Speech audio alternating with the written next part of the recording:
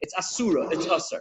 So then the Mishnah Berurah says that, it says, however, there are those who explain that yesh coronim that explain, he says that that in our case, the b'matzah is daka shalonu, meaning in our thin matzahs, ain't lochester, you don't have to suspect and be worried about the problem of any bubbles, of like a babuos. It would be like a ear pocket of a halolim or any hollow space, hanikorim bechutzim b'fnim, kederech ruba deruba nasim, because usually when you do see a bubble on our matzah, the thin matzahs, that the hard matzahs, is usually because of the fire, as a matter of fact. It means it's baked better than the norm. He says, machmasa or, so he says, shafila einam krumim dakim, even it says, even if it's not noticeable on the outside, he says, rak tsas ba'oivi, ein lochosh. You don't have to worry about it at all. And a fuach b'mtziasa, he says you don't have to be concerned. So that's interesting because it's brought down as well, Piskut brings as well down, that today, nowadays, we don't have to be concerned. Kafulas, as we mentioned yesterday,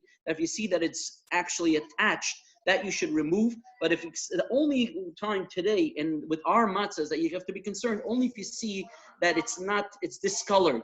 If it's not discolored, then you don't have to be concerned with the matzahs that we have today. If you see a bubble in between, it's just maybe, like I said, due to the excess amount of fire, of heat that created it, but not because there wasn't. Our concern is that maybe there's not enough fire. It hasn't been baked well. So we're concerned maybe there's a chashash chimutz. But it's today, we don't have to be concerned of that. That's what the Mishnah Berurah says, except if you see that it's discolored in a way where it hasn't been baked well, then the halacha would be, then you would be concerned. Otherwise, again, when it comes to the nefuchos, it's not to be concerned as well. And I left out a point as well. There's even a shear of what's considered nefucha. The Mishnah Berurah mentions that the halal, as a matter of fact, that the size of the bubble has to be k'may egois luz, which he writes is like a hazelnut. The size, that bubble has to be the size of a hazelnut. He says gudol beinani, but says a little bit. So that means it has to have a certain size to that bubble. Otherwise, it's not even to be concerned. But like we said, even if you do have something like that of that size, you also on our matzahs don't have to be concerned about it, except like we said yesterday about the kfula, that if you do have a kfula that you find, and better to check it before, check your matzah. Usually it's checked before. Usually today in the matzah bakery they do that, and that's why it's brought down in the Shulchan Aruch, Simatov Samach, that it says that one should make sure that the Rosh, it says the Machaber brings that on his father, right? The Machaber, the father of the Rosh. Adoni Yavi Rosh, you would say, he says, my father, he says, doesn't say my father, but it says a Rosh, would make an effort, he says, b'matzis mitzvah, specifically matzah mitzvah, but even in all the matzahs, ba'oimid ala siyasa, and he would be careful, and he would be careful of those who would make the matzahs and bake the matzahs, and not only that, then he would assist in the actual preparing and the kneading, to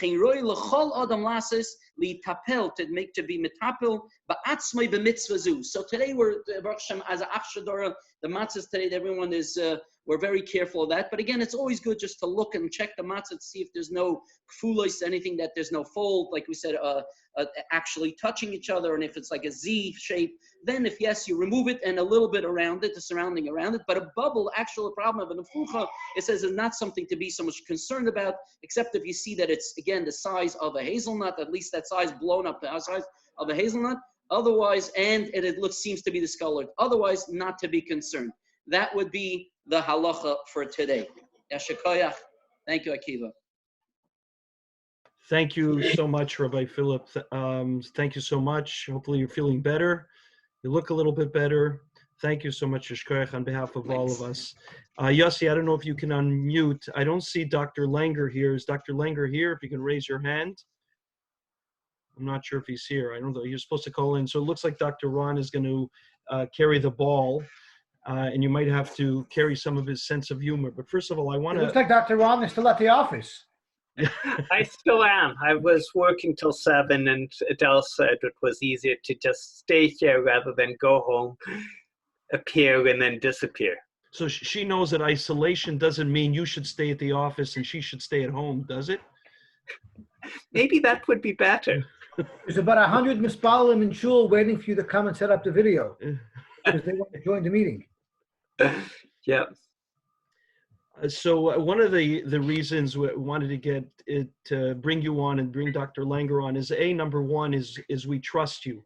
I don't think between the two of you, and anybody correct me if I'm wrong, that you haven't over the years treated us in one way or the other.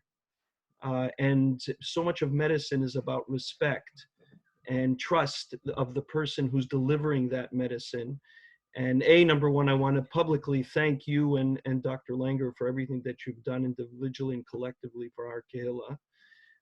And therefore, I even though there's so much information on the internet, it's an issue of trust. Now, maybe this is not your level of expertise, but I appreciate the notes that you sent out as the virus started. And I just wanted to ask you a couple of questions. Some of the preventions that are going around, and maybe you can shed some light on it, are masks. Do they really work? Does vitamin C work? Does zinc work? And does beating my chest like Tarzan work? Hold on a second. I think we have to unmute you 1 second. Me.